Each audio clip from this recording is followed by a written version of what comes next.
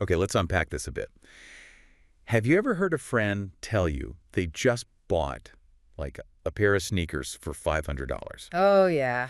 And you probably thought, that's ridiculous. Right. Until maybe they turn around and flip them online a year later for $2,000. Happens all the time. That right there is kind of the heart of passion investing. Exactly. So on this deep dive, our mission really is to explore this surprising world, where personal passion meets financial profit. We're drawing directly from the sources you've shared with us.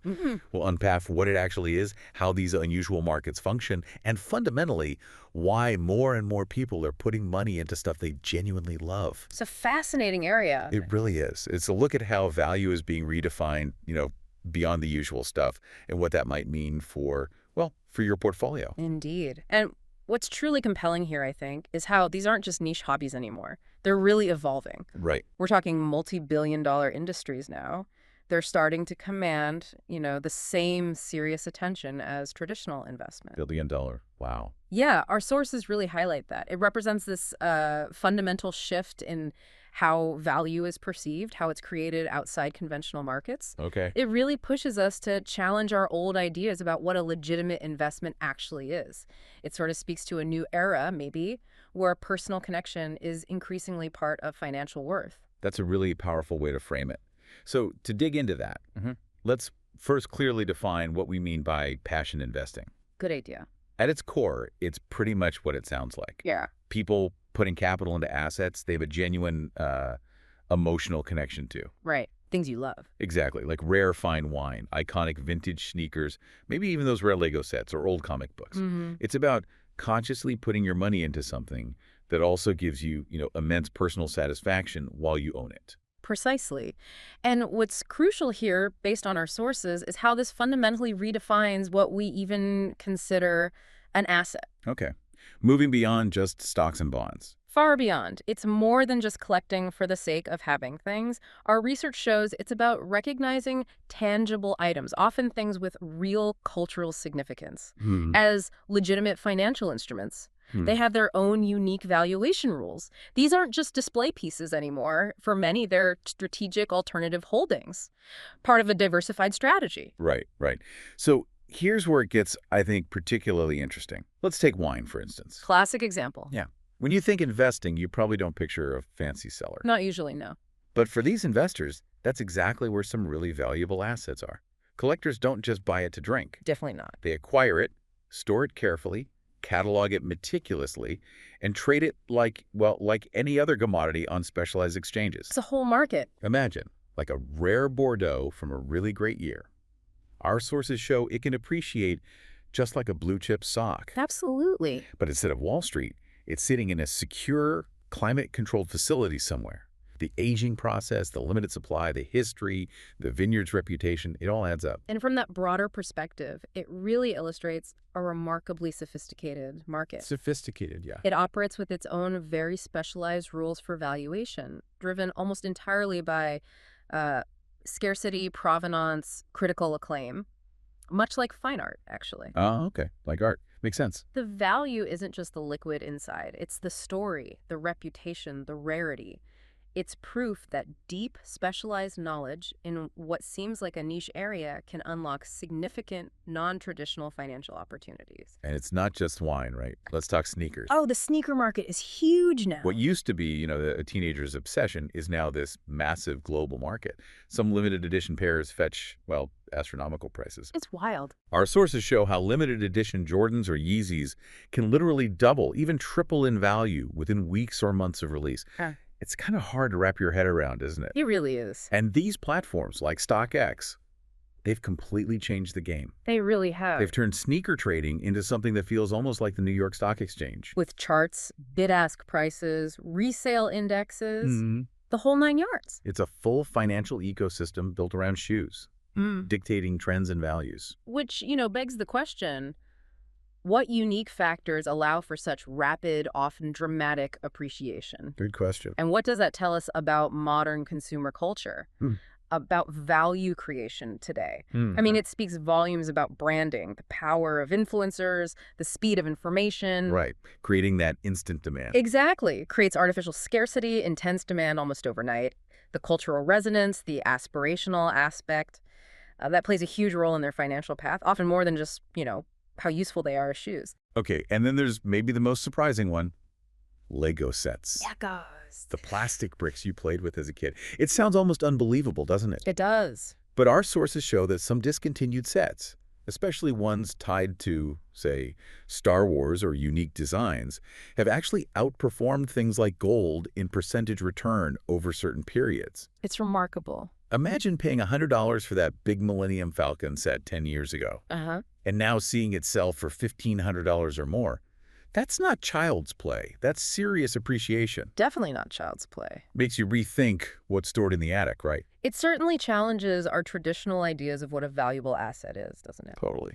That Lego example is powerful. It shows the combination of nostalgia, strong intellectual property, and crucially, limited supply once production stops. Right, once they're retired. They become these sought-after artifacts of pop culture, Yeah. coveted by adult collectors who have the disposable income and that deep emotional connection from childhood.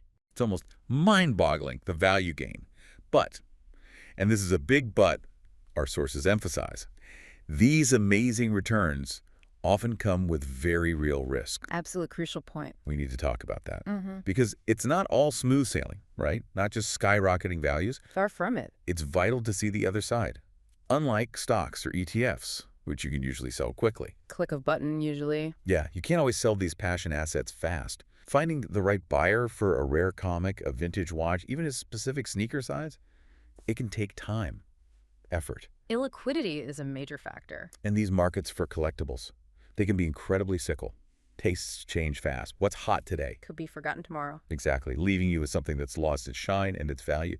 And then there are the practical things. Oh, yeah. Proper storage for wine, careful maintenance for luxury items, and maybe the trickiest part, authenticity. Huge issue. Fakes are everywhere. Making sure that sneaker or artwork is real. Mm-hmm. It adds complexity, cost, risk, stuff you don't usually deal with in traditional investing. Plus, just figuring out what it's worth without a daily price ticker. That's tough too. So what becomes very clear from the analysis is this distinct trade-off. Right. Yes, the potential for high, non-traditional gains is there, but the illiquidity, the market volatility, the operational demands, Keeping it safe, ensuring it. all of it. These are critical considerations that really separate passion investing from typical strategies. It demands a different kind of due diligence, a much deeper, almost expert-level understanding of these niche markets. Yeah. It's definitely not for the faint of heart, or for someone just looking for quick, easy, guaranteed returns. So knowing all the complexities, the risks, why do people actually do it? Why take on these challenges when you could just buy an ETF and, maybe watch it grow steadily? It's a great question. Our sources offer a really compelling answer, I think. It's because, unlike staring at a stock ticker. Which isn't very exciting for most people. Right. These passion assets bring actual tangible joy while you hold them. That's the T. You can admire that special bottle of wine. You can actually wear those cool sneakers. You can display that awesome Lego set. Mm-hmm. It blends the thrill of investing with the immediate satisfaction of personal enjoyment. It's a totally different kind of reward. It enriches your life in more ways than one. And this taps into something much deeper than just money. That psychological return on investment, the enjoyment factor, it's crucial but often overlooked when talking about value in these markets. The emotional ROI. Precisely. It redefines what return truly means for some people. It's not just about the money. It's about enriching your life, connecting with a community of enthusiasts, the simple pleasure of ownership.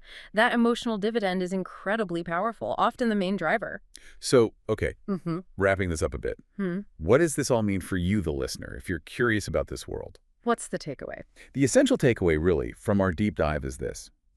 Passion investing should never replace your core financial portfolio.